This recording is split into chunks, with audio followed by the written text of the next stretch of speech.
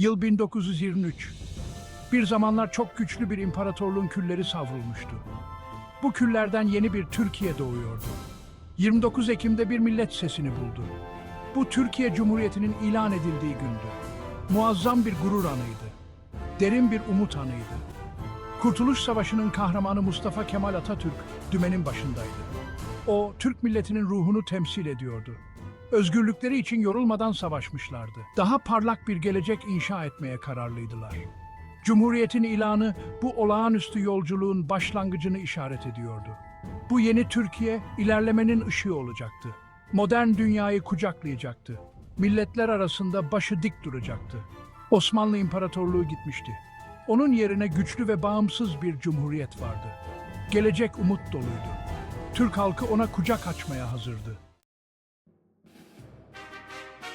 Bir ulusun doğuşu liderlik gerektirir. Hızlı hareket etmeyi gerektirir. 30 Ekim 1923'te Cumhuriyet'in ilanından sadece bir gün sonra ilk hükümet kuruldu.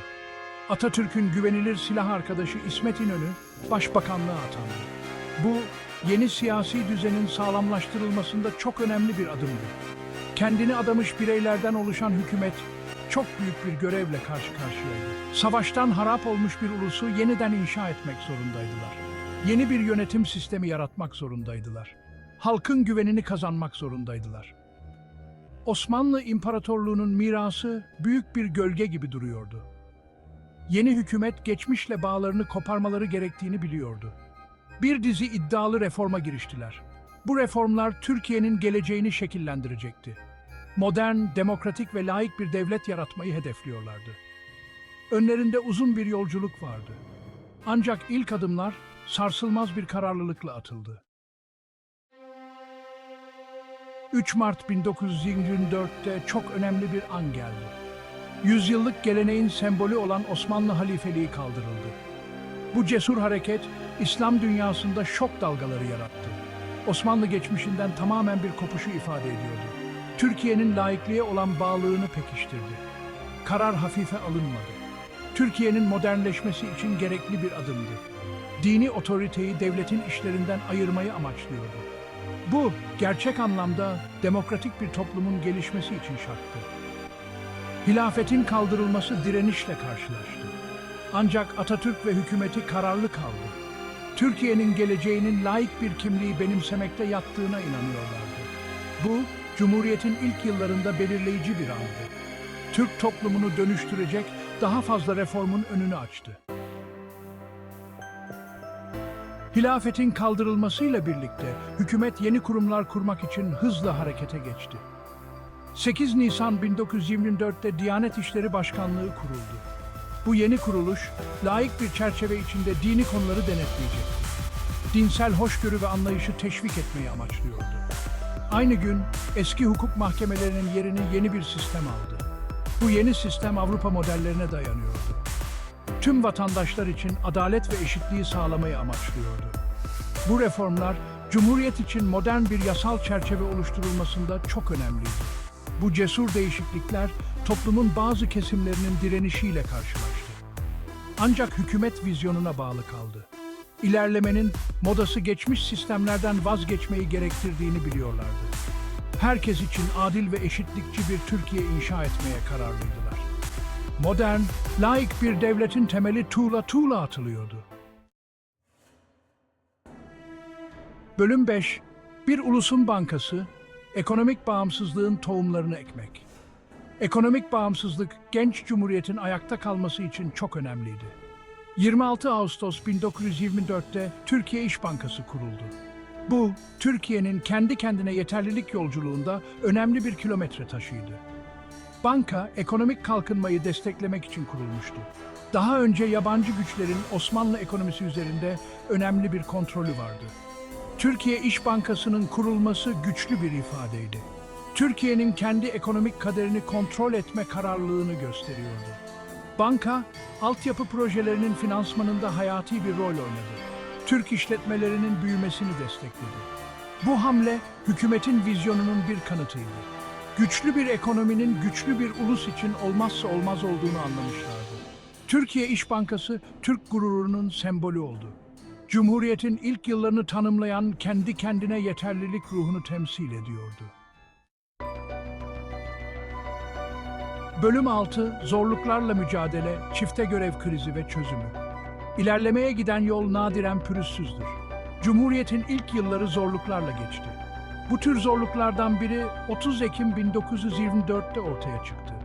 Bu askeri generallerin hem hükümette hem de ordudaki önemli rolünden kaynaklanan çifte görev kriziydi.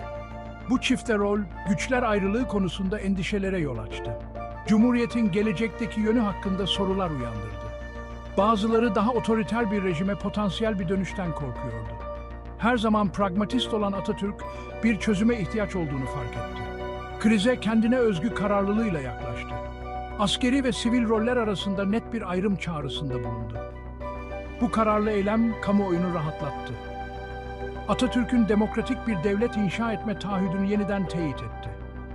Kriz bir belirsizlik anı olsa da sonuçta Cumhuriyet'in temellerini güçlendirdi. Bölüm 7. Dönüşümsel bir 10 yıl Atatürk reformlarının etkisi. Cumhuriyet'in kuruluşunu izleyen yıllar yoğun bir dönüşüm dönemiydi. Atatürk'ün reformları Türk yaşamının her alanına dokundu. Bilim ve akla dayalı yeni bir müfredatla eğitim modernleştirildi. Osmanlı geçmişinin sembolü olan fesin yerini Batı tarzı şapka aldı. Arap alfabesinin yerini yeni Latin alfabesi aldı. Bu devrim niteliğindeki değişim, okuryazarlık oranlarını önemli ölçüde artırdı. İletişimi kolaylaştırdı ve ulusal birliği geliştirdi. Kadınlara eşit haklar verildi. O zamanlar için radikal bir adımdı. Bu reformlar bazı çevrelerden direnişle karşılaştı. Ancak ilerleme için can atan bir nüfus tarafından benimsendi. Türkiye'nin çehresi hızla değişiyordu. Eğitimli ve güçlendirilmiş yeni bir nesil ortaya çıkıyordu. Modern dünyadaki yerlerini almaya hazırdılar. Bölüm 8, kalıcı miras, modern Türkiye'yi şekillendirmek. İlk Cumhuriyet'in reformları yalnızca geçmişle bağları koparmakla ilgili değildi. Türkiye için yeni bir gelecek inşa etmekle ilgiliydi. Modern, demokratik ve müreffeh bir ulus yaratmakla ilgiliydi. Türk halkının potansiyelini ortaya çıkarmakla ilgiliydi. Bugün Cumhuriyetimizin 101. yıl dönümünü kutlarken kurucu babalarımızın başarılarına gururla bakıyoruz. Vizyonları bize yol göstermeye devam ediyor. Cesaretleri bize ilham vermeye devam ediyor. Bugünün Türkiye'si, gelişen bir ekonomiye sahip canlı bir demokrasi, onların mirasının bir kanıtıdır. Karşılaştıkları zorluklar çok büyüktü. Verdikleri fedakarlıklar büyüktü. Ancak daha iyi bir gelecek inşa etme konusundaki kararlılıkları asla sarsılmadı. Bugün tanıdığımız ve sevdiğimiz Türkiye'nin temelini attılar. Bölüm 9. Devrimin ateşinde dövülen bir gelecek.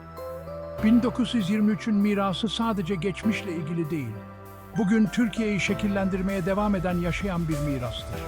Cumhuriyetin değerleri, demokrasi, laiklik ve ilerleme her zamankinden daha geçerlidir. Hızla değişen bir dünyada yeni zorluklarla karşı karşıya kalırken kurucularımızın ruhundan güç alıyoruz. Onların örneği bize özgürlüklerimizi asla hafife almamamız gerektiğini hatırlatıyor. İlerlemenin sürekli çaba ve uyanıklık gerektirdiğini hatırlatıyor. Bize her zaman tüm vatandaşlar için daha adil ve eşitlikçi bir toplum inşa etmek için çabalamamız gerektiğini hatırlatıyor. 1923'ün ateşi Türk halkının kalbinde parlak bir şekilde yanıyor. Yolumuzu aydınlatan bir alevdir.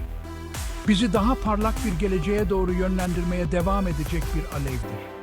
Geleceğe bakarken bunu güvenle yapıyoruz. Cumhuriyetin değerlerinin yolumuzu aydınlatmaya devam edeceğini biliyoruz. Atalarımızın attığı temeller üzerine inşa etmeye devam edeceğiz. Bölüm 10. 1923 ruhu sonsuz bir alev. 1923 ruhu, Türk halkının boyun eğmez ruhunun bir kanıtıdır. Daha parlak bir geleceğe olan direncin, kararlılığın ve sarsılmaz inancın hikayesidir. Nesiller boyu Türklere ilham vermeye devam eden bir hikayedir. İmparatorluğun küllerinden doğan Cumhuriyet, umut ve ilerlemenin ışığı olarak duruyor. Zorluklar karşısında bile, en karanlık zamanlarda bile, insan ruhunun her türlü engeli aşabileceğinin bir hatırlatıcısı olarak hizmet ediyor. 1923'ün mirasını ulusumuzu tanımlayan değerleri benimseyerek onurlandıralım. Dünyanın görmesi için demokrasi, ilerleme ve hoşgörünün parlak bir örneği olan bir Türkiye inşa etmeye devam edelim. Türkiye Cumhuriyeti'nin hikayesi hepimize ait bir hikayedir. Cesaretle, kararlılıkla ve daha parlak bir yarının vaadine olan sarsılmaz inançla birlikte yazmaya devam edeceğimiz bir hikaye. 1923'ün ruhu yaşıyor. Her birimizin içinde parlak bir şekilde yanıyor. O alevi gururla taşıyalım, şimdi ve sonsuza dek.